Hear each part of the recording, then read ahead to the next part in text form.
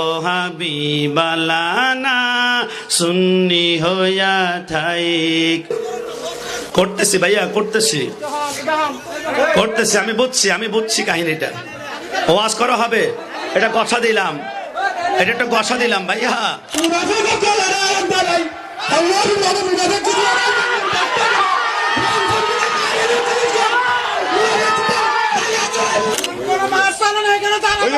আসেন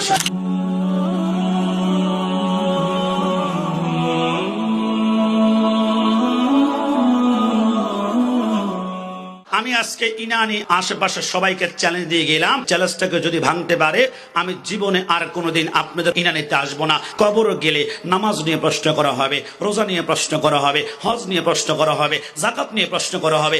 এমন একটা হাদিস যদি কোনো আলেম আপনাদের ইনানিতে দেখাতে পারে আমি জিন্দিগিতে আর কোনোদিন ইনানিতে আসবো না।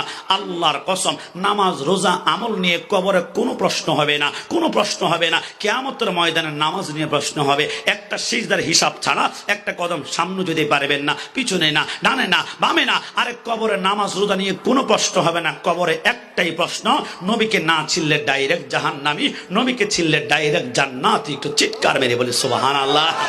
আর সেই নবীর গোলামিতে আমরা করছি, সেই নবীর প্রেমে মোহাব্বত। আমি একবারে বলেছি আমার মাকে গালি দাও, কোনো প্রতিবাদ হবে না।